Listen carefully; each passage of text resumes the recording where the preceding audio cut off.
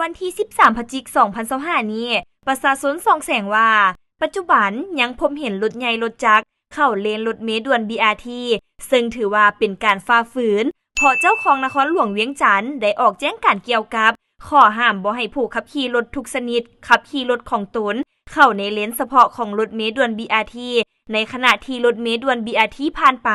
หากผู้ใดละเมิดแม้นจะถูกปรับใหม่ช็อตเด็ดเลยทุกคนช็อตเด็ด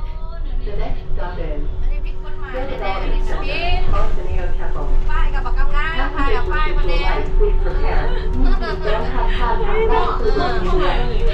มีมารยาทเลยอย่าปาดซ้ายปาดขวาแบบนี้นะทุกคนถึงประจา